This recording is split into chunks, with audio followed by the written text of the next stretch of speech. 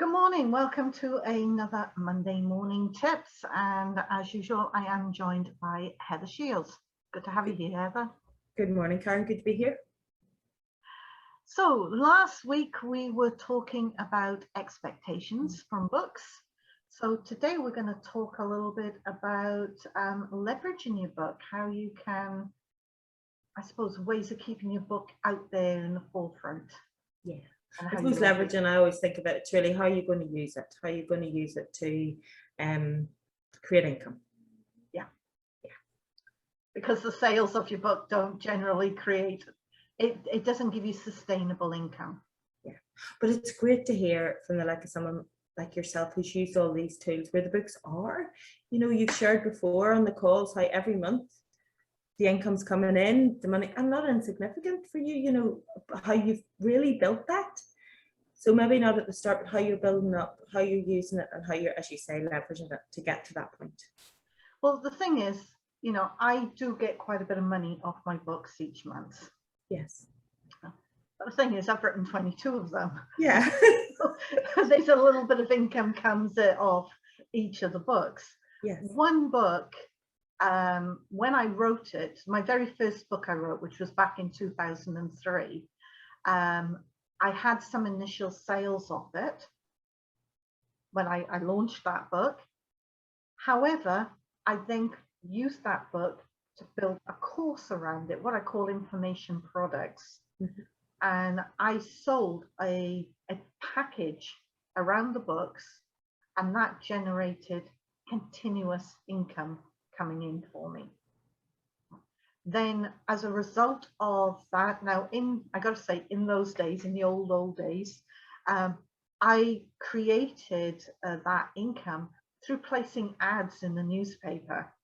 And I put an ad in a Sunday newspaper that would generate sales. And then I'd spend the rest of the week producing the copies of the product that I had and posting them out. So I'm just going to show people what I've got here at the moment. So this was my very first book, which is How to Make a Living from Property. Then I created a binder. So I had a binding machine. I just printed these pages off and had a binder. So that did that. And then I recorded information which went on 2 discs. So altogether that became a product that kept my book in front of people and also continued to generate income for me. Now that book and those products generated over 20,000 for me. That's in pounds. Okay, yeah. So that was additional once that book had actually stopped being a traditional seller. Because like I mentioned before, that normally when you launch a book, you have all this hype, you've launched your book, and for a bulk of people, it then falls off a cliff. So what I'm actually doing is I am creating additional products here that will help to keep this book selling. Now, it might not be that somebody goes in and orders that book, but I certainly order that book off Amazon. I keep a supply of them. I put the package together. That means that I'm keeping my Amazon sales ticking over, keeping that book higher up the list because then people are looking for it, plus giving them extra benefit to go with it. And that, you know, I laughed when you said about in the olden days, 2000, but things have changed so much in terms of the product would be the same, you know, to offer a course, to offer videos or different things, different content, you would just be offering it really in a different way. And the physical book, or it could be an ebook or an audiobook, and maybe nowadays, or all three. Well, these days I've got, I have websites, which are basically sales pages that are directing someone to buy something, and then it's all in digital format, so they download it as a digital product. Yeah. So it's ways of marketing and keeping yourself, if you like, because a book is you, it's your brand. And how do you leverage your brand and keep yourself in front of the public? Yeah. Okay, so Was that's that a just one question? It's just yeah. one of the ways. No, add to it, because I know you do lots of different things as well. Yeah, and it is, for me, it's the leverage is letting people know. But as you say, how, you know, when you've got your book out there, the big question is, what are you asking people to do next? Mm. You know, how can they reach you? How can they connect with you? What more can you offer them? When someone has made the choice to buy your book, they've already letting you know there's an interest there. You know, they're interested in what you're offering, or they're interested in you. So in your book, it's very important to make sure that you have ways for them to reach out and connect with you in some shape or form. And as you were sharing there, you know, it could be that you have a course that you're promoting through your book, or that you're creating a course from your book. But courses are a great way generally for people to get that connection with you. You were talking earlier about also giveaways in your books. Yeah. So this is the book Phoenix. Yeah. Now this one is a personal development book, and I talk a lot about goal setting and focusing on things through using goal setting. Now, in the back of this book, there are the tools, if you like, that I use to set my goals, to make sure that I'm achieving my goals. And I use I've been on a lot of goal setting courses, and I do tend to do things a little bit differently. So I talk about my tools and how I use those tools. And so at the back of the book, there is an appendix that I've put in the back. I'm just trying to find, there's an appendix. Yes. And you will actually see, I can just open this up, some of the goal setting action steps to take. What else have I got? Forward planning. I'm very strong on forward planning. I believe that you can't do goals unless you are planning way, way, way in advance to achieve things. So forward planning is key for me. Habits, because I'm a strong believer that if you haven't achieved what you want, there's usually a habit that needs changing. So there's things like habit tracker in here. And just looking at what else I've got, goal summary sheet, a to-do list, and a monthly calendar. And I actually explain on the monthly calendar how I actually forward plan using that calendar, so that I'm always on track with the goals, because I plan them way in advance. And that's really what this book comes down to. So it's not just creating a course, it's about some of the tools. And who knows, I might do a course about how I goal setting course. I know people who are on my mastermind groups, and where I teach financial education, they get a goal setting workbook off me, and that's part of the course, because we know we've got to get those goals in place. You know, so there are things that you can do within your book that can lead on to other courses.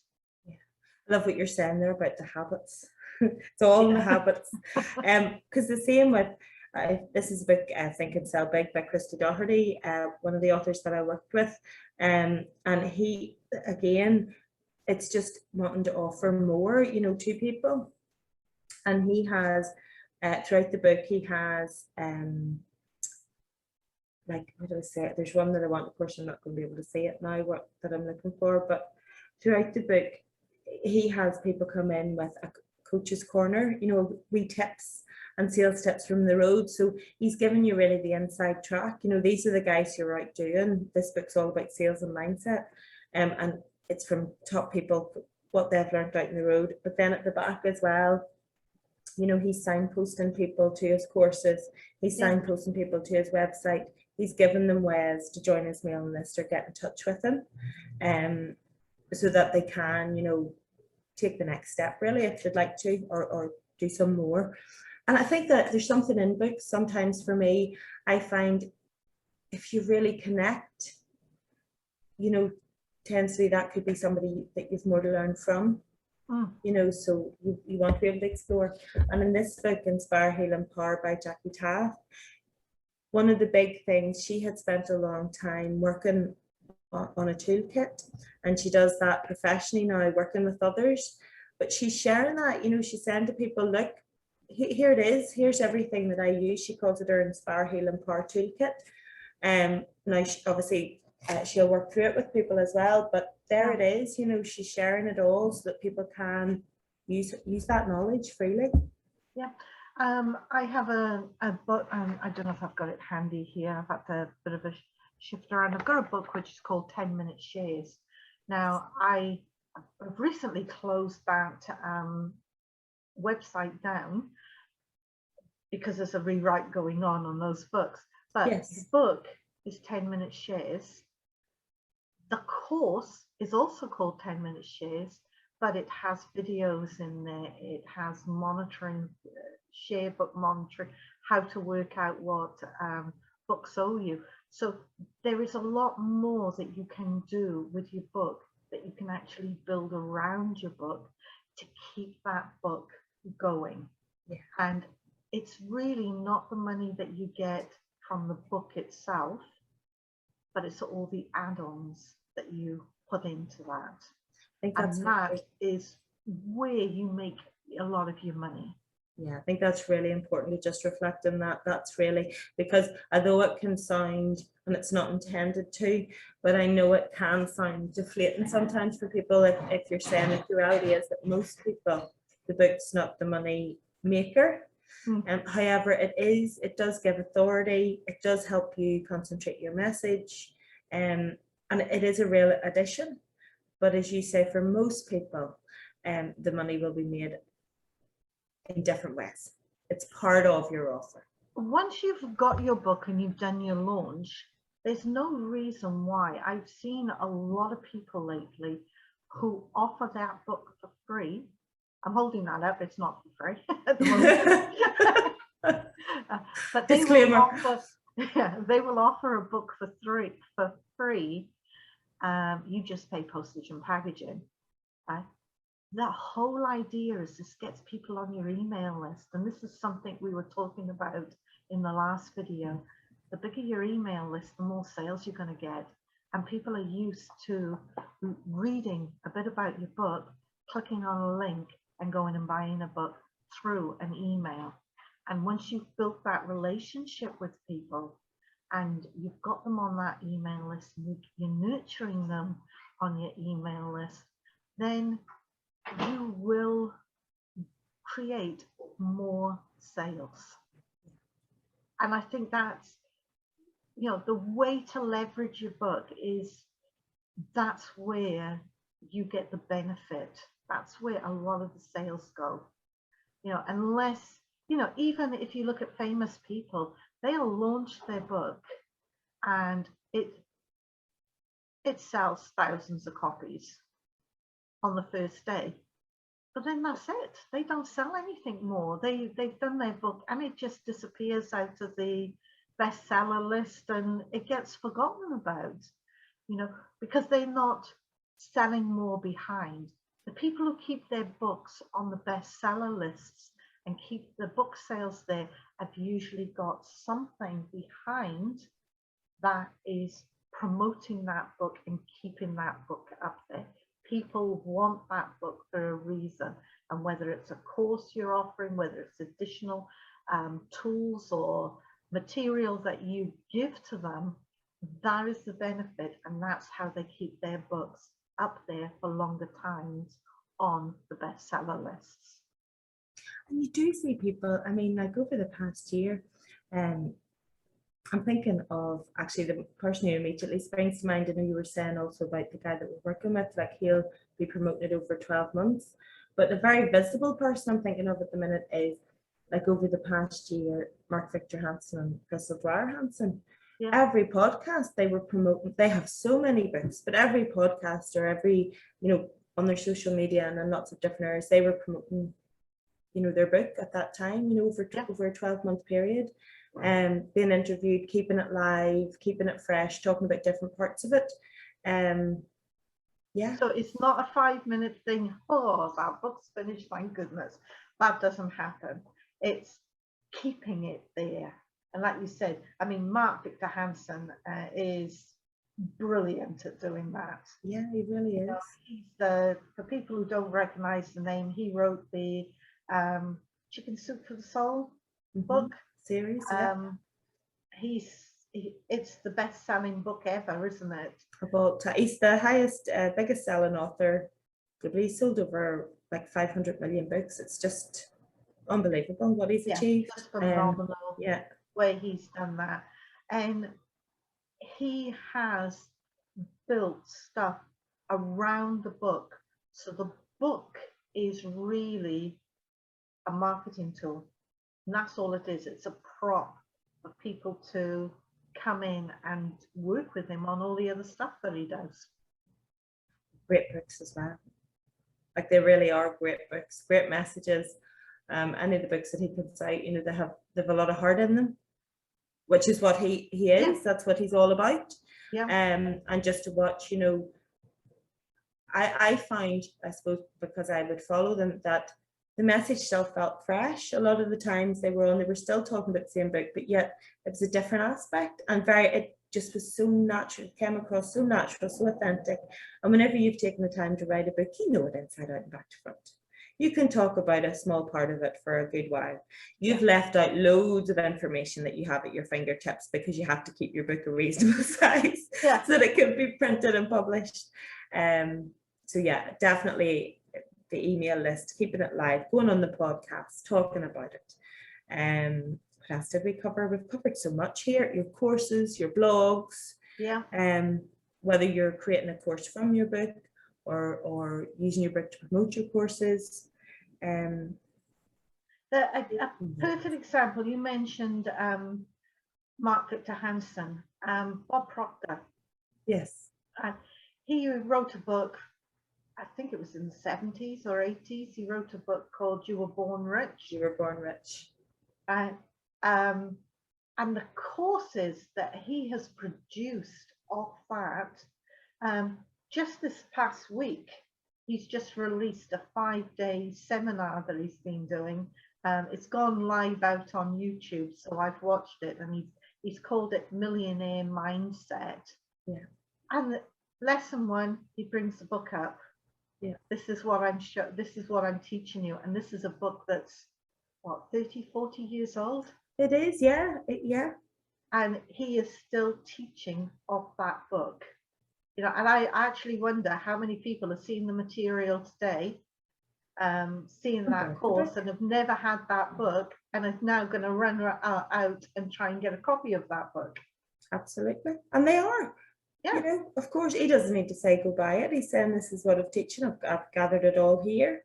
Yeah. And he's offered that course as well. Was another one that he did. It's a free 5-day course, but he's a whole institute. They've so much to offer and so many courses based off one book. Yeah. And Mike Maloney is probably somebody that most people are not familiar with, but he's from he was a support writer with Robert Kiyosaki on the Rich Dad Poor Dad books. Right. And he wrote one about gold and silver investing. Right. That was back in the 90s, I think it was, late 1990s or early 2000s. And again, he's somebody that I follow on YouTube, and he's still promoting that book, and it's just keeping that promotion going and going and going. And the content, like you were saying, even revising, I know with some of them, they will sometimes revise content as well. And that's another way, if you have a revision or there's something new information that's come out and you're adding it in, it's another way to promote it, isn't it? Because you've updated it. Yep. So once you get your book finished, part of the planning for your book is really planning, where am I going next with it? What am I going to do? how am I going to keep that in front of people? And there is so many ways that once that book is written, there's so many courses you can put off there. There's so many videos you can create off that you can build an audience that's, as long as your book's evergreen, you can forever keep building and building and building audiences, because there'll always be new people coming along that want that information. Yeah. And I've completely forgot what I was going to say. You were talking and I was going, I wanted to say this. And I'm so sorry. But yes, people that want the information, you can leverage it. You can use it in a whole lot of ways.